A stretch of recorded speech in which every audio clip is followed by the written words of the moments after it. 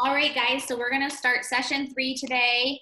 I hope, I'm so glad that you guys were able to make some of those video or bracelets, and hopefully that you're checking in with our tools. Today, our session is gonna focus on what's in your control, what's out of your control. And just a reminder, I'm in Panama City. I'm responding to some of the disaster zone up here. And I'm just gonna tell you guys, it looks like the storm came through here like last week. It's kind of a sad place up here. So my internet is not as great, but I will record and put it up for later. I know some of you can only stay on for a short bit.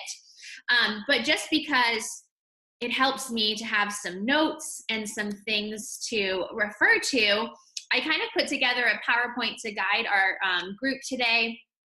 And so I'm going to share that with our screen. But the tools that I want us to use today, if you found them in your packet, are your rock and your Play-Doh. So I know not everybody was able to get a rock, which is okay because apparently you can't mail them. But there should have been a packet in the thing that you received that had a rock, Play-Doh, and what I call a paint chip. My husband works for Lowe's, and so I love going there and snagging some paint chips. So I'm going to get this up and going and get us started. This is session 3, so after today, we're going to have one more session, and hopefully you'll see in the next week from me one of those surveys again to complete, just so that we can get some feedback from you if this has been helpful or not.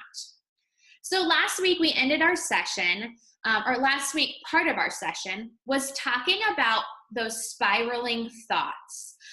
If you remember, we discussed and we made a bracelet to kind of help ground us when our thoughts seem out of control. And we talked about our thoughts being on a train that we can't control, that kind of runs on its own accord. So today I want to dive in a little bit to more of those spiraling thoughts and how they get out of our control. So to give you a better image, this is kind of a tool that we use when we talk about spiraling thoughts. It all starts with that question, what if? Right? And if that question, what if, starts in your brain, and then it leads to another what if, and another what if, and another what if, until it's just kind of spiraling, and it seems like you have no control over them.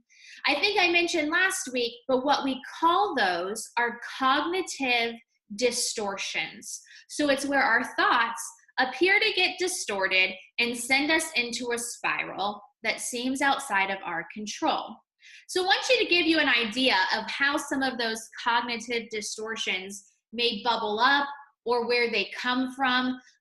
We name a lot of those cognitive distortions. So I'm going to talk through a couple of these on our next couple of screens. And if one of them really hits for you, I would love for you to write it down for a second, because we're going to use that to do some things today in our group. So maybe one of your cognitive distortions is that you overgeneralize. Things are always seen in a negative pattern, but you are consistent with that and you blow it up big. Or maybe it's the blaming or denying problems or mistakes. Or maybe it's the should, that I should have done things this way, and if I would have done things this way, it would have been better. Or the all or nothing thinking. Everything's either all bad or all good. So those are just some examples of ways that our brain begins to manipulate things into these distortions. Here are some other ones. Negative bias. We fail to notice the positives. Everything is always seen in a gloomy light. Or catastrophizing. Always expecting the worst. Right? I know my grandma is going to come to Christmas dinner, and I know she's going to say something rude, and I know she's going to tick off some people. I just know it will happen. I always expect the worst. Or labeling things negatively. Or one of those things I think we always do around the holidays is magical thinking. If I was just thinner, I would look more gorgeous in this outfit. Or if I just had a little bit more money, people would love their presents more. It's that magical thinking that things could be better if they were in a different light. Over personalizing, I see this happen a lot for me at the holidays. Somebody comes in and they are upset, and I automatically think what they are upset about or how they were responding is directly related to me. I personalize how other people are feeling. And it's like I'm not even aware of other things that could be going on in their lives. Or mind reading, right? Mind reading. We think we know what other people are thinking, and usually that leads to something that I'm doing wrong. Or this double standard that I should have things in order, or I should be happier, or I should look this way, even when other people aren't putting that standard on them. These last two cognitive distortions usually bubble up in children that I work with, especially my own. This fallacy of fairness. Everything should work out and be fair, right? Well, that's not fair. I unloaded the dishwasher already. It's her turn. Like, we have to balance these things, and everything has to equal out. I often remind my children, nobody ever said that these things were going to be fair in life. Or this emotional reasoning. You think that your feelings are what is actually the reality. Like, I am sad, therefore things are sad, and everything is sad, and everything leading from here is just going to make me sadder and sadder. So those are some cognitive distortions, what we call those incongruent thought patterns that go on that can lead us into this spiral. It was funny, this morning I was watching the Today Show. I normally do that in the morning. And they had this segment called Merry Stressmas. And I thought of our group and all the stresses and the things that go on. And there was this whole segment on traveling in the holiday season and how stressful and awful that can be. And I often think that as we're leading up to those times of maybe travel or things that we are expecting to be stressful, these cognitive distortions go on, and we already make them into these big things that they are not. So I want my group for just a second to pause and take a minute and think about how your thoughts might lead to another and another and another and send you spiraling, especially at Christmas time. So I'll give you one example, and then I'm going to pause our recording for maybe our group to share. But one of the things that often goes on at Christmas time for me is I get worried when all of our families come together. What are the topics that are going to be discussed? And in our family, there are a lot of different political views. And so I always make this big thing in my head that somebody's going to come over and say something that's going to offend somebody else, and then there's going to be this argument and this fight, and then things are going to get worse, and somebody's going to storm out and leave, and everybody's going to be upset. Do you see how I just went down that spiral? Because I catastrophized things. I made it into this horrible thing, and one thought leads to another, to another, to another. So take a second and write down how maybe your thoughts bubble up or spiral down on the stress and anxiety that maybe you're anticipating, or maybe that you're worried about coming in the holiday season.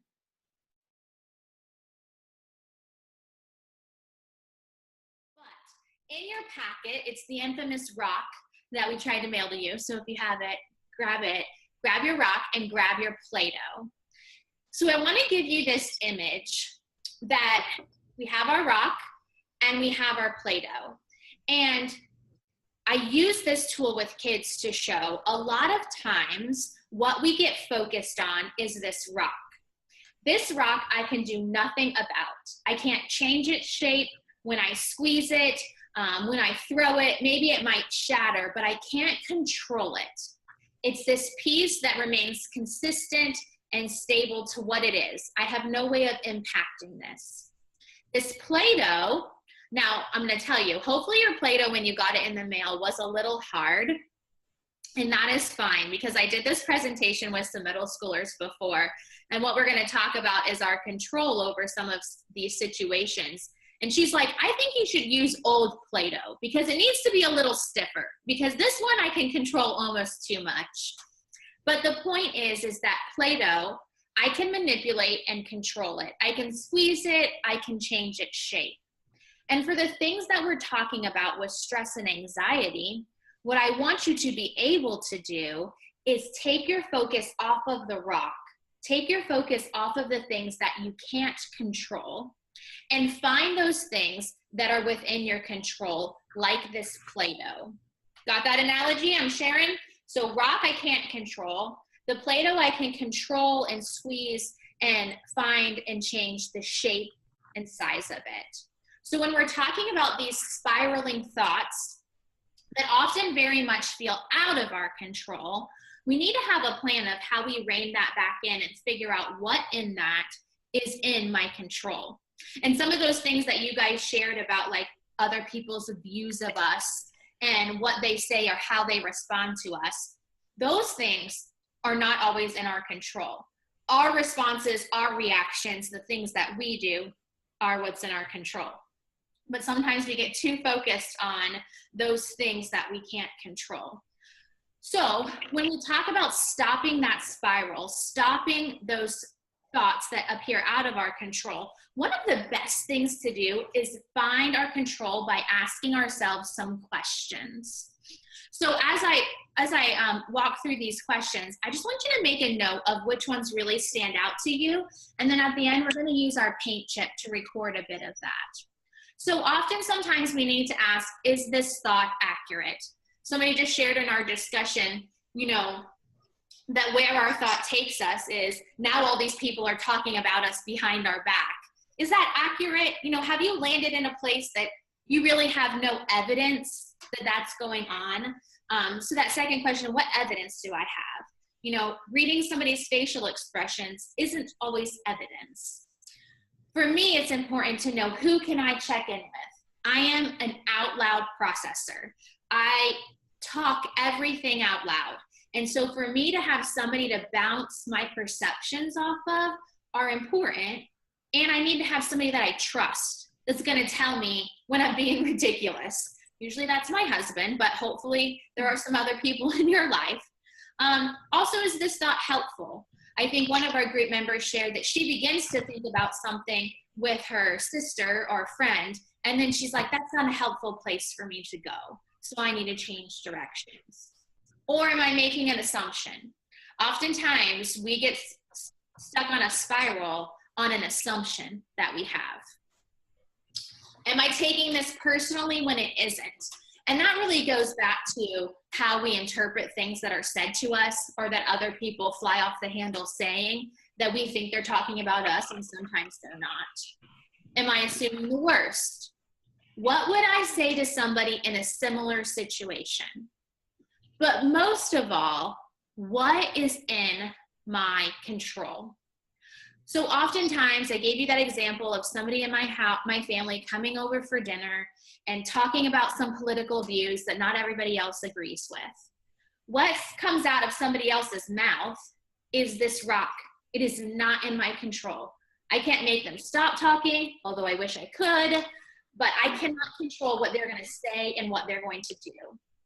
The Play-Doh, what's in my control, is my responses to them, my assumptions I make, my physical reactions. Do I choose to get up and walk away?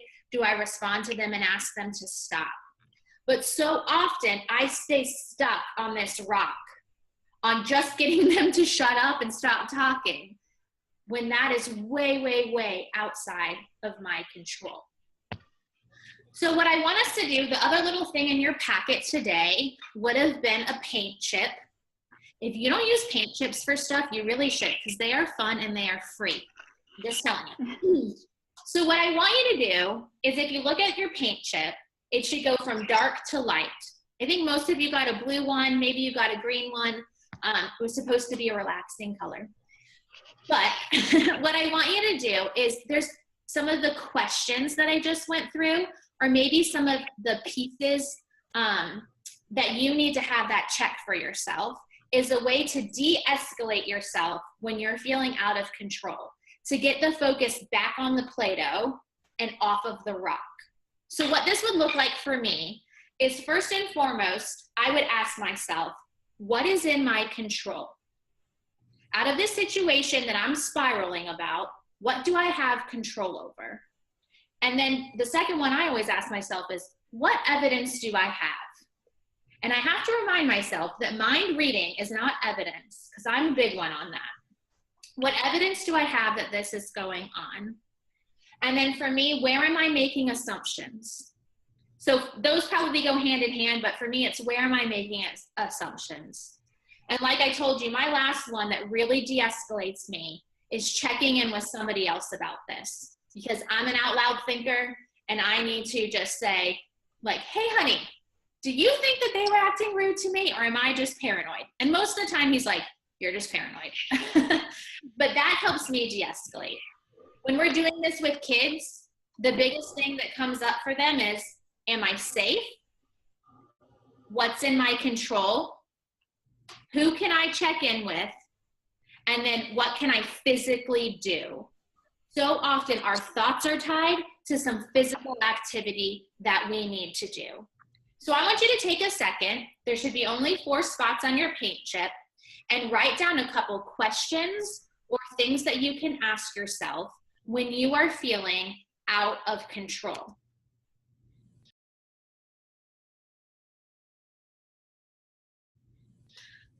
All right, so I am going to wrap our group back up for today. Again, I was saying, I think these paint chips are good to keep with you to guide your self-talk. And maybe if you're expecting a certain situation to bubble up over the holidays, I would go ahead and write this out for yourself to know where you want to guide your self-talk to. Or like in our group discussion, we talked about having somebody actually where you're going for the holidays to be your check-in. And I think that's going to be really important. I hope that these groups are being helpful for you guys. I hope that you are able to use some of these tools as you head into the holidays. Next week, we are going to have our last group for this group, but I do want to tell you that I am going to start up a new group in January focused just specifically more on anxiety. So I will send out links and stuff to that as we get up and going. For our next group, we are going to focus on how to call a timeout or take a break in the middle of the holiday when you're feeling stressed and overwhelmed, and focusing a little bit more on some breathing exercises. So I think the last tool that you have in your packet that I'd like you to bring with you next week is just a sheet of paper that has some tools that I'm going to teach you about in calming your breathing and taking a time out during the holidays. So thanks so much for joining me. I will put our recording up as soon as I am done here, and I pray that you guys have a great week. If you want to stick around and chat, you can. I'm going to turn off our recording, and I'll see you guys next week.